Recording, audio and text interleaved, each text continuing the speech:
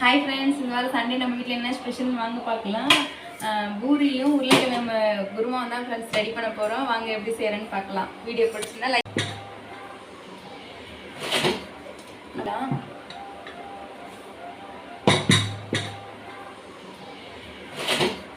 நம்ம பூரி போடுறதுக்கு வந்து எண்ணெய் ஊற்றி கடாயை வந்து சூடு பண்ணிக்கலாம்.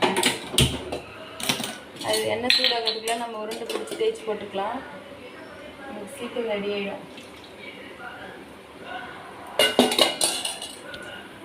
பூரிக்கு பாருங்கள், எண்ணெய் ஊற்றிட்டேன். இவ்வளோ எண்ணெய் போதும். நிறைய எண்ணெய் ஊற்றிட்டாங்களே வெஸ்ட்டு தான், அதனால இவ்வளோ எண்ணெய் போதும் ஃப்ரெண்ட்ஸ்.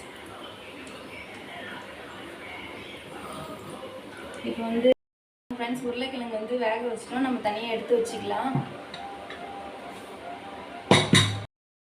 எண்ணெய் ஊற்றி நல்லா காஞ்சிட்ருக்கு ஃப்ரெண்ட்ஸ். இந்த ஸ்டேஜில் வந்து நம்ம உருண்டை பிடிச்சி வச்சுக்கலாம். உருண்டை பிடிச்சி தேய்ச்சி வச்சுட்டோம்னா அது போட போட நம்மளுக்கு சரியாக இருக்கும். இப்போ நம்ம உருண்டை பிடிச்சிக்கலாம். நான் இந்த சைஸ் உருண்டை தான் பிடிப்போம். உங்களுக்கு எந்த ஸ்டேஜில் வேணுமோ அதை பிடிச்சிக்கோங்க.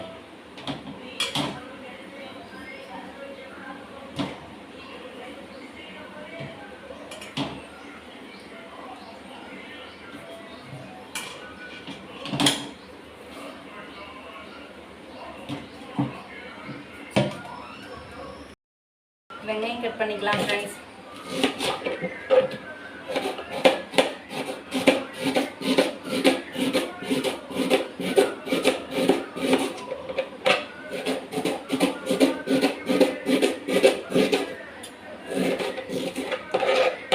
நீட்டாக வெங்காயம் போட்டால் தான் டேஸ்ட்டாக இருக்கும். அதில் வெங்காயம் வந்து நிறைய சேர்த்துக்கோங்க ஃப்ரெண்ட்ஸ், அப்போ தான் நல்லாயிருக்கும்.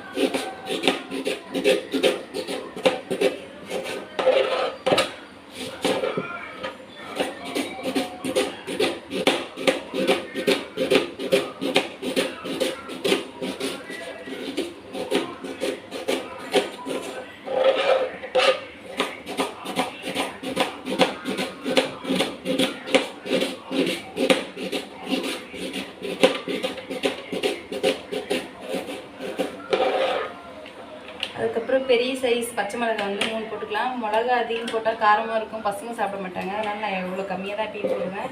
3 மிளகாய் போதும் ஃப்ரெண்ட்ஸ். அப்படியே 2 பொழந்து போட்டுக்கலாம்.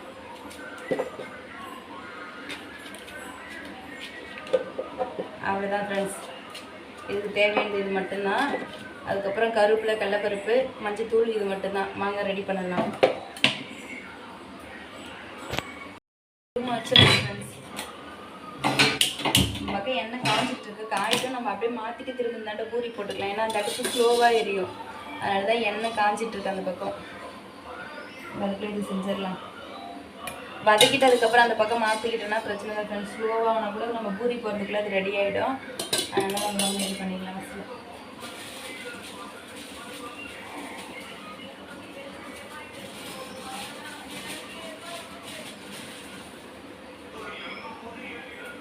கடலைப்பருப்பு சேர்த்துக்கலாம்.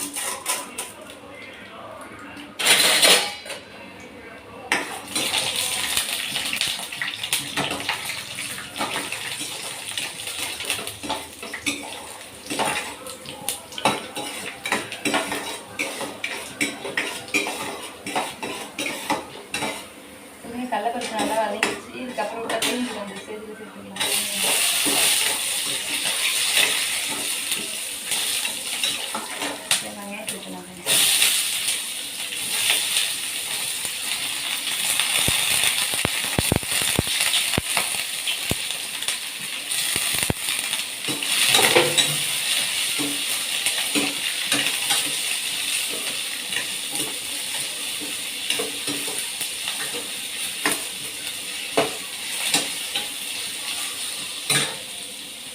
நல்லா வதங்கிட்டு ஃப்ரெண்ட்ஸ். உப்பு சேர்த்துக்கலாம். தூள் உப்பு தான் சேர்த்துக்கலாம். கல் உப்பு சேர்த்துக்கலாம். இப்போ கல் உப்பு இல்லை, அதனால நான் தூள் உப்பு சேர்த்துட்டேன்.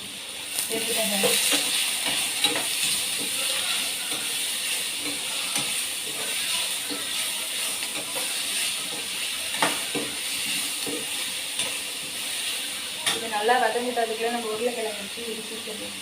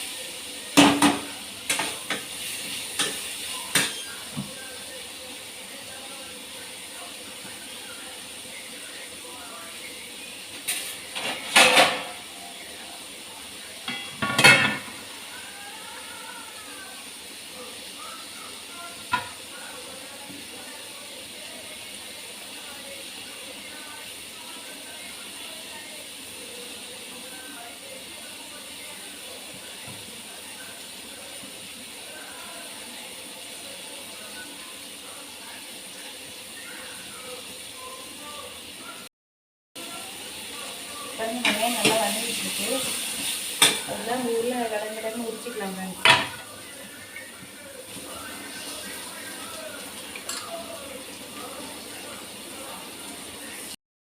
என்ன நல்லா காஞ்சிட்டு இருக்கு ஃப்ரெண்ட்ஸ். அந்த பாருங்க ரெடி ஆயிடுச்சு குருமா.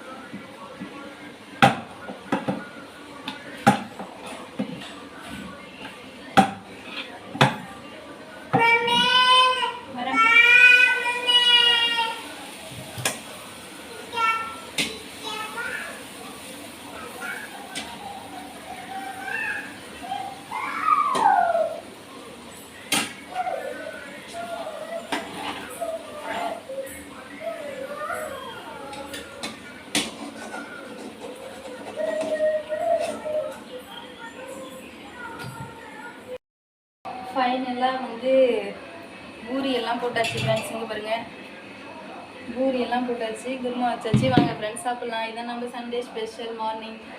அதுக்கப்புறம் வீட்டில் தயிர் சாதம் தான் ஃப்ரெண்ட்ஸ், வேறு எதுவும் செய்யலை.